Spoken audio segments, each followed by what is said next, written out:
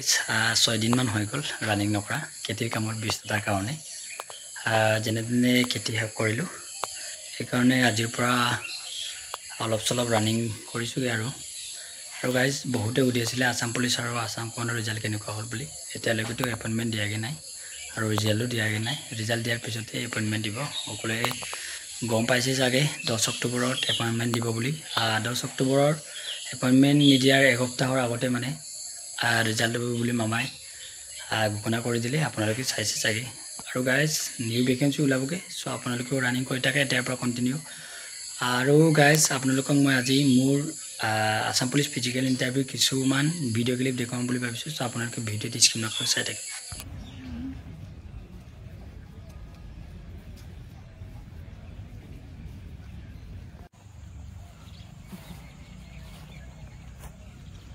এক নম্বৰ গ্ৰুপৰ প্ৰথম পাক বৰ খাতাৰা স্পীড তাত দৈছে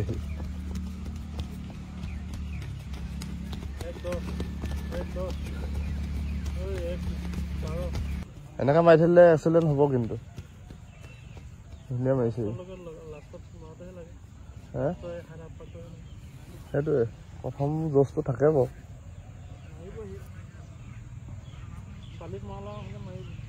এইটো ল'ৰাটো এইখিনি বাকীবোৰ দূৰত আছে ধুনীয়া দৌৰি আছে এই ল'ৰাটো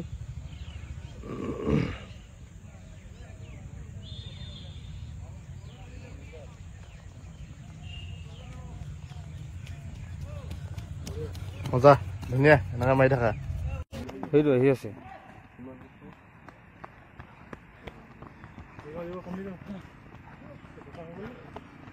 চপা হ'ব দিয়া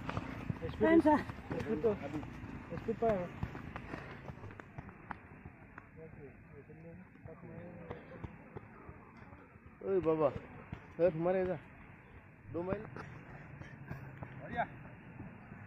তামাম দিলে এইটো এইজন ল'ৰাজন 21 ছেকেণ্ড নম্বৰ পাইছে এতিয়া সব ৰেকৰ্ড ভাঙিলে বাকি কিটাত ৰেকৰ্ড ভাঙিলা তুমি ফাৰ্ষ্ট গ্ৰুপত ৰেকৰ্ড ভাঙি দিছে বৰ্তমান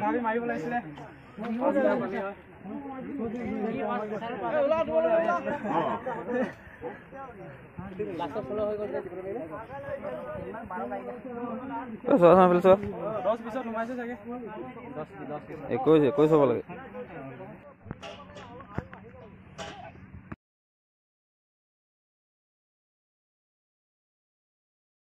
বঢ়িয়া এজনে 10.21 মহাজন আকৌ লং জাম্পো এক্সিলেণ্ট মাৰিলে বৰ্তমান তেওঁ মুখৰে শুনো আহকচোন কিমানত মাৰিলে তেওঁ বন্ধুসকল আজি যিহেতু তিনিচুকীয়া আছিলে তুমি কি STP না STP আৰু আমাৰ তিনিচুকীয়া ল'ৰা এজন আজি বাকী কেইজনতকৈ অলপ ভাল মাৰিছে বাকী 10:30 আছিলে এটা ৰেকৰ্ড ভাঙি দিলে তেওঁ মুখৰে শুনো কিমানত মাৰিলে মই টাইমিং লাগিছে ৰানিং 10:21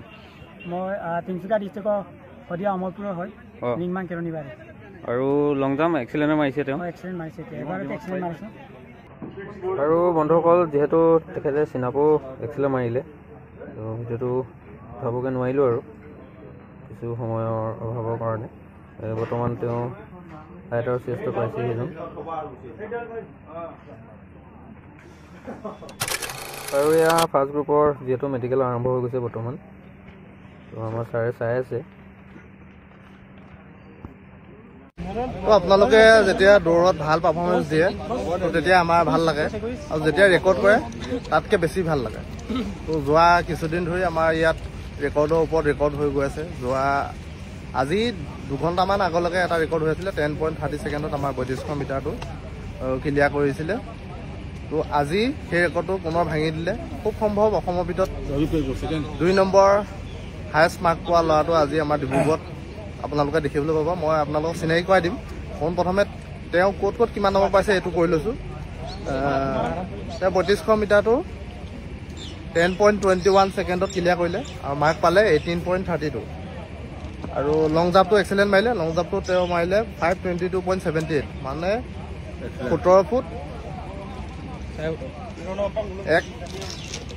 1 ইঞ্চিমান হ'ব আৰু চিন আপটো তেওঁ এক্সিলেণ্ট মাৰিলে তো টোটেল হায়েষ্ট মাৰ্ক পাইছে 58.32 সম্ভৱ আমাৰ অসমৰ ভিতৰত ছেকেণ্ড হায়েষ্ট মাৰ্ক ইয়ে পাইছে তো তেওঁক চিনাকি কৰাই দিছোঁ আপোনালোকক এইটো হৈছে ল'ৰাটো আইদুং নকে আমি নক মানে মই মিচিং ভাষাতে সুধিলোঁ নামটো কি ভালকৈ কৈ দিয়া মোৰ নাম ৰবি পেগু ন ক'ৰ পৰা আহিছা তুমি তিনিচুকীয়া ডিষ্ট্ৰিক্টৰ শদিয়া অমৰপুৰ নিৰ্মাণ খেলনি বাৰী বহুত দূৰৰ পৰা আহিছে শদিয়া অমৰপুৰ আপোনালোকে গম পাব চালে শদিয়াৰ পৰা প্ৰায় 20 কিলোমিটাৰমান আঁতৰত যথেষ্ট কষ্ট কৰি আহিছে ল'ৰাটো তুমি প্ৰেক্টিচ কেনেকৈ কৰিছিলা ক'ত কৰিছিলা মই জুনাই গান্ধী ফিল্ডত কৰিছিলোঁ 2 টাইমে কৰিছিলোঁ গধূলি আৰু ৰাতিপুৱা কিমান কিলোমিটাৰ দৌৰিছিলা মই আগতে 1 ঘণ্টামান দৌৰিছিলোঁ প্ৰেক্টিচ কৰোঁতে আৰু এনেকা প্ৰেক্টিচ কৰোঁ ৰাতিপুৱা ৰুটিন চিষ্টেমত কৰিছোঁ আমি দুজন ফ'ল' কৰিছিলোঁ মহাদেৱ পেগু আৰু আচ্ছা মানে তুমি সমতলত কৈছিলা নে বালিত প্ৰেক্টিচ কৰিছিলা প্লেন এটা কৈছিলা ন তো এই হায়েষ্ট মাৰ্ক পাইছে অসমৰ ভিতৰত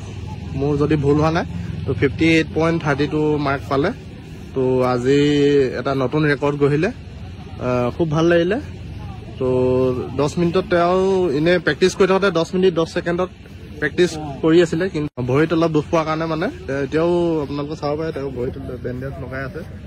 তো যেনে হওক যথেষ্ট কষ্ট কৰিছে তো বাকী আমাৰ ল'ৰাবিলাকক মই কওঁ এওঁ যদি পাৰে আপোনালোকেও পাৰিব তো কষ্ট কৰি থাকক মই আশা কৰিম আপোনালোক নেক্সট আৰু 3 দিনৰ ভিতৰত সময় আছে তো 3 দিনৰ ভিতৰত এওঁৰ ৰেকৰ্ডটো ভাঙক বা 10 মিনিট বা তাতকৈ কম সময়ৰ ভিতৰত আপোনালোকে যেটো আমাৰ এক্সেলেন্ট আছে এক্সেলেন্ট পাৰফৰমেন্সটো দিয়ক তাকে আশা কৰিছোঁ তো বেষ্ট উইচেছ থাকিলে তোমালে ভালকৈ ৰিটাৰ্ণৰ কাৰণে প্ৰিপেৰেশ্যন কৰিবা ভালকৈ পঢ়া শুনা কৰিবা ভাল লাগিলে দেই বঢ়িয়া